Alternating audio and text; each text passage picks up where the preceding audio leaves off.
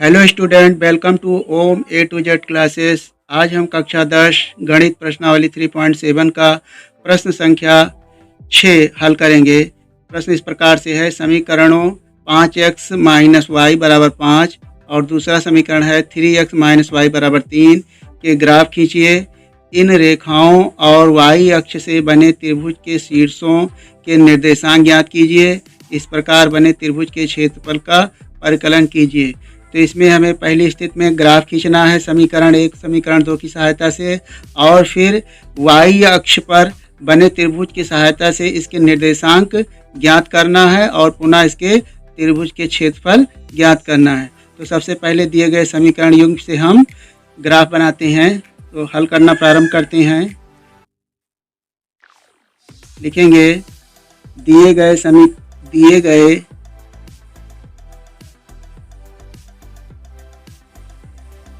समीकरण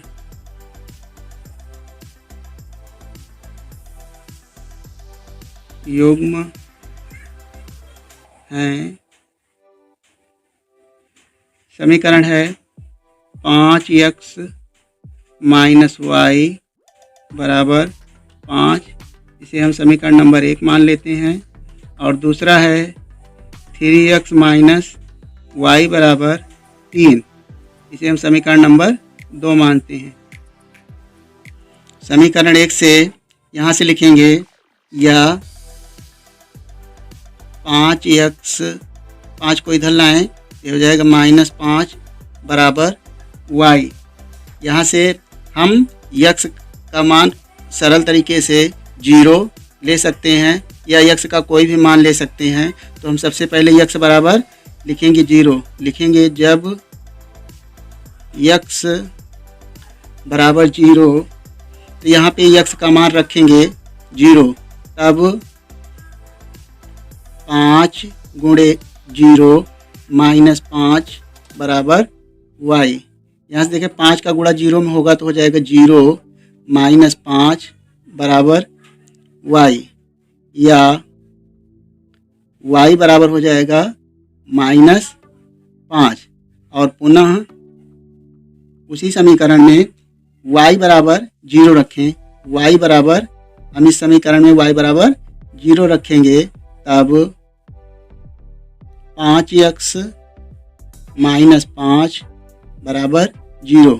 यहाँ से देखें या 5x माइनस 5 बराबर 0, या 5x बराबर हो जाएगा 5। इसलिए x बराबर हो जाएगा 5/5 बराबर, काटेंगे 1 आएगा, x का मान आया 1। यहाँ से हम ग्राफ के लिए एक चार्ट बना लेते हैं इस तरह।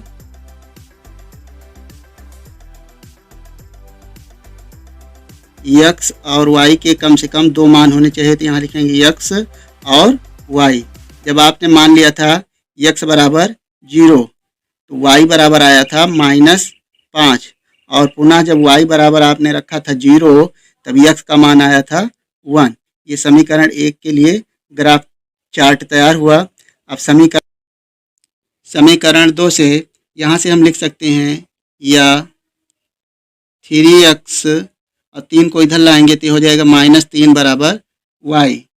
यहाँ पे रखेंगे उसी तरह x का छोटा मान लें। जब x बराबर 0, तब हो जाएगा x की जगह पे आप 0 रखें, 3 गुणे 0 माइनस 3 बराबर y।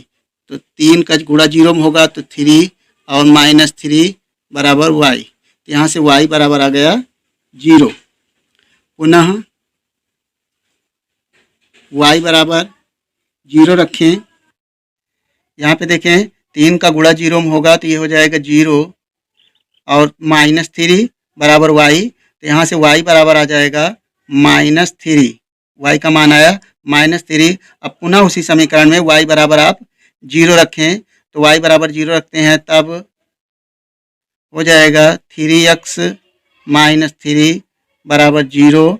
y की जगह पे आप 0 रख दिए, तब हो जाएगा 3x माइनस को बराबर को उधर ले जाएंगे तो हो जाएगा बराबर 3, इसलिए यक्स बराबर हो जाएगा 3/3, काटेंगे तो आएगा 1, यक्स का मान आया 1। अब इसका भी चार्ट बना लें, तो यहाँ से इसी तरह चार्ट बना लें। यक्स और वाई के कम से कम 2 मान होने चाहिए, तो यहाँ पे इस तरह लिखेंगे यक्स और वाई। तो पहली स्थिति में जब आपने यक्स बराबर 0 रखा तो वाई का मान आया 3, और दूसरी स्थिति में जब वाई का मान आपने 0 रखा तो यक्स का मान आया 1। इससे अब हम ग्राफ बनाएंगे। अब इस चार्ट को हम ग्राफ में व्यक्त करेंगे। आप इस तरह एक ग्राफ लीजिएगा, उसमें यक्स अक्ष पर धन दिशा प्लस रहेगा और यक्स डैश माइनस, और इसी प्रकार वाई अक्ष के लिए प्लस और नीचे की तरफ वाई माइनस होगा। तो यहाँ पे देखें ध्यान से, हमें जो दर्शाना है चार्ट 1 और चार्ट 2 के जो मान निकले हैं इस ग्राफ पेपर में दर्शाना है। तो यहाँ से देखिए यक्स बराबर कितना निकला है 0, तो यहाँ पे मूल बिंदु है 0, ये मूल बिंदु होता है 0 0। तो यक्स अक्ष पर कुछ नहीं चलेंगे, अर्थात वहीं पर स्थिर रहेंगे। वाई अक्ष की ऋण दिशा में -5 इकाई बढ़ेंगे, तो देखिए 1 2 3 4 और ये 5, तो ये आपका बिंदु हो गया 0, -5। तो यहाँ लिख देंगे 0, -5। और दूसरी स्थिति में है उसी में यक्स बराबर 1, तो यक्स अक्ष पर चलेंगे प्लस की तरफ 1 इकाई, और वाई अक्ष है 0, तो वाई अक्ष पर नहीं बढ़ पाएंगे, तो अर्थात ये बिंदु हो जाएगा 1, 0। तो यहाँ से पटरी की सहायता से इसे मिलाएंगे,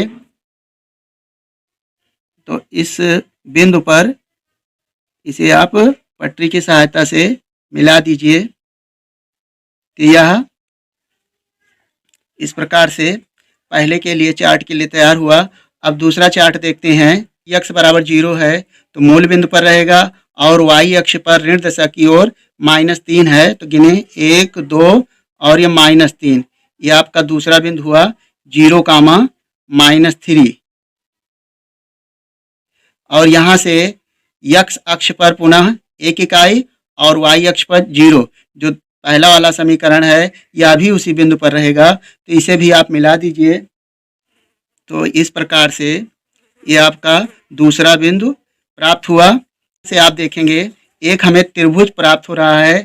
प्रश्न में कहा गया है कि वाई अक्ष से बने, तो वाई अक्ष देखिए ये 0, -3 और 0, 5 की जो दूरी है ये वाई अक्ष है, ये त्रिभुज की दूसरी लाइन है। और जो दोनों समीकरण प्राप्त हुए हैं उनसे जो लाइनें प्राप्त हुई हैं, इस प्रकार से एक त्रिभुज निर्मित होता है, और इस त्रिभुज का हमें क्या निकालना है, क्षेत्रफल निकालना है। और ये कहा गया है कि दिए गए जो बिंदु हैं, जो निर्देशांक हैं, उनकी सहायता से इसका त्रिभुज का क्षेत्रफल निकालना है। तो आइए त्रिभुज के निर्देशांक की सहायता से इसका क्षेत्रफल निकालते हैं।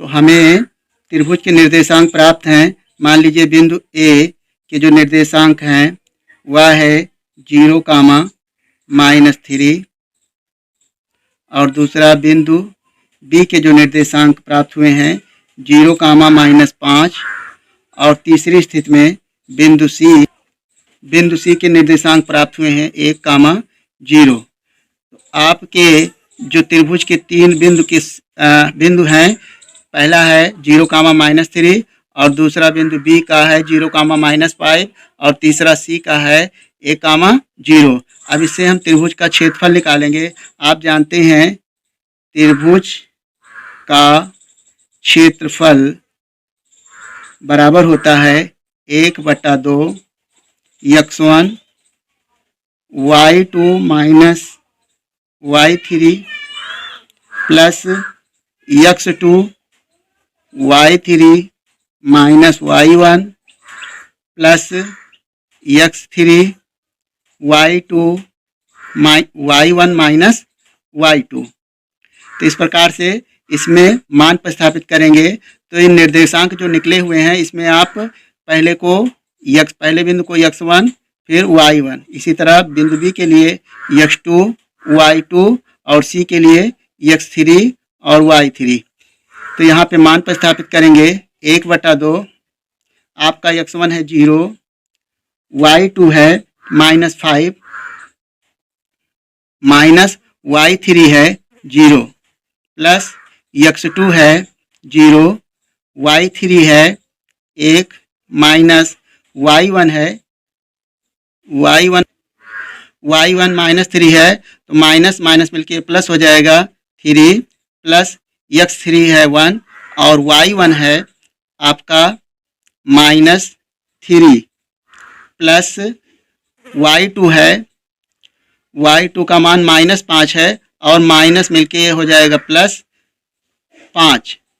यहाँ से हल करें 1/2 और 0 का गुणा -5 में तो हो जाएगा 0, प्लस 1 और प्लस 3 ये हो जाएगा 4, 4 का गुणा 0 में तो हो जाएगा 0, प्लस 1 गुणे -3 और +5 मिलके हो जाएगा 2। यहाँ से देखें 1/2, 2 एकन्ना 2 और 0 जोड़ देंगे तो हो जाएगा 2 और 2 से 2 काटेंगे तो आएगा 1। तो त्रिभुज का क्षेत्रफल आया 1 वर्ग इकाई। क्षेत्रफल का मात्रक वर्ग होता है तो यहाँ पे वर्ग इकाई लिख देंगे। तो यह आपका आविष्ट उत्तर आया। मुझे विश्वास है कि इस प्रश्न का हल आपको समझ में आ गया होगा। आप अपना किसी भी प्रकार का डाउट सुझाव हो तो हमें कमेंट करें। आप हमारे सारे video Om A to Z classes के प्लेलिस्ट में देख सकते हैं। वीडियो देखने के लिए धन्यवाद।